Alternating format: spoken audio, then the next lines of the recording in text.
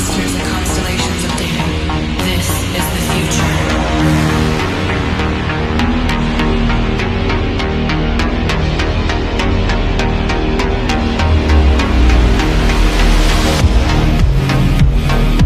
I'm detecting a strange anomaly in the matrix. We've been transported to the future.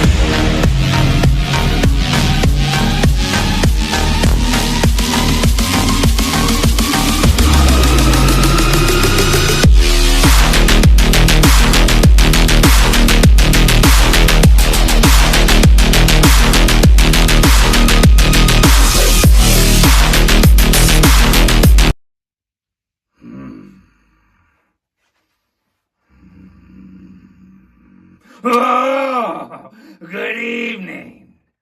Cyberpunk isn't just science fiction. It's the elements of horror wearing expensive chrome.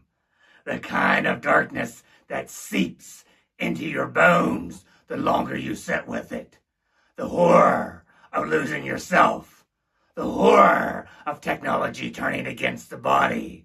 It's a world where identity itself can be hacked, copied, and erased.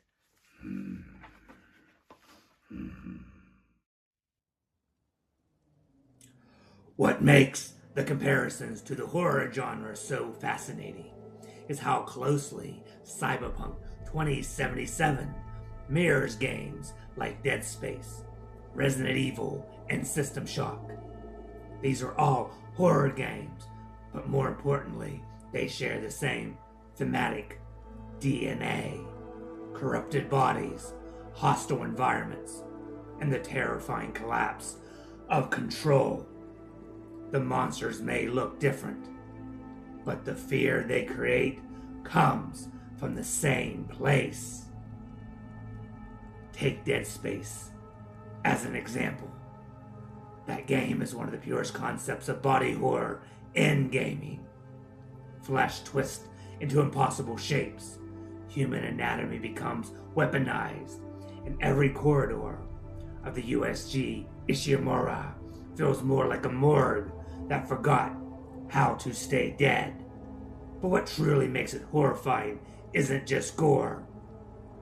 It's a violation of the human form. The body is no longer sacred. It can be rewritten, repurposed, transformed into something alien. Cyberpunk approaches that same terror from the opposite direction. In Night City, people willingly alter themselves. Limbs are replaced with machinery. Eyes become cameras. Nervous systems become hardware. At first, this feels empowering, almost glamorous. But the deeper you look, the more disturbing it becomes. Humanity is constantly negotiable. Your body is no longer something you inhabit. It's something you upgrade, edit, and eventually lose ownership of. That idea reaches its most horrifying point through cyberpsychosis. In another game, this would simply be a monster concept. Here, it's treated like a societal norm. People augment themselves so aggressively. Their minds fracture under the strain. They don't just become violent, they become disconnected from reality, detached from their own humanity. This is body horror, without tentacles or exposed bones. It's the horror of becoming a machine while still technically being alive. Dead Space gives you flesh, mutated into monstrosity. Cyberpunk gives you identity, mutated into malformation. Then there's Resident Evil 7, a game built on intimacy and helplessness. It's the fear that comes from confinement and psychological erosion. The house itself feels predatory. The game traps you in a deeply personal nightmare where the body and mind are constantly under attack. Infection, hallucination, and the breakdown of trust become central tools of fear. This is where cyberpunk begins to resemble psychological horror more than science fiction.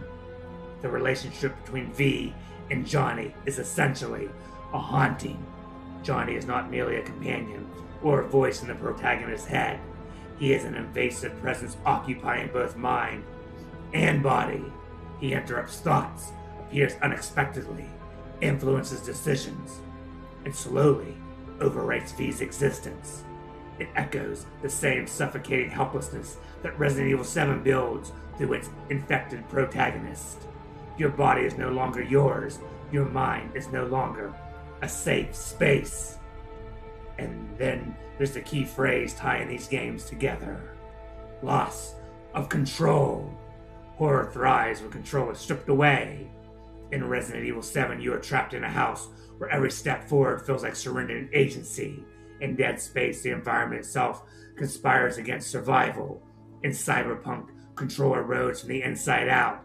V's fate is defined by a ticking existential clock. The relic chip slowly replacing V's consciousness with Johnny's. Every mission, every conversation in Night City carries that dread. You are not racing toward victory. You are racing against deletion. These ideas become even more unsettling when we compare it to System Shock, one of the greatest examples of technological horror ever made. That game's terror stems from hostile systems. The AI presence, Shodan, transforms technology from tool into predator. Computers, surveillance systems, automated defenses, everything designed to help humanity becomes part of the nightmare. Technology is no longer neutral. It is actively malicious. Night City functions in much the same way. Augmentation is exploited. Data is power. And the people who own the systems own reality itself.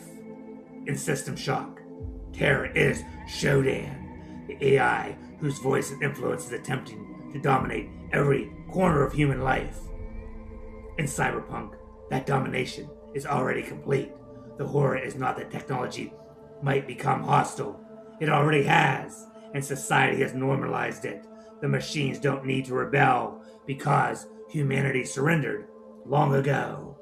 This is why Night City can feel so oppressive even when nothing overtly horrific is happening. The city itself behaves like a horror setting. It's dazzling on the surface, but rotten underneath, like the Baker family home, the decaying corridors of the Ishimura. Every alley hums with danger. Every advertisement feels invasive. Every flickering hologram is a reminder that corporations know what you want before you do. It is environmental horror through urban design. That's a far more modern fear. The monsters of older horror games are often grotesque creatures, or infected families, rogue AI voices, but Cyberpunk internalizes that terror. The monster isn't only outside you. It may already be inside your skull, embedded in your nervous system, rewriting your thoughts in real time. The horror is not survival against something monstrous. The horror is a realization that the monster may slowly become you. In Cyberpunk, the obsession with augmentation, surveillance, AI, and identity erosion all tap into anxieties that already exist in our world today. That's what great horror does. It pushes reality just enough to expose what already terrifies us.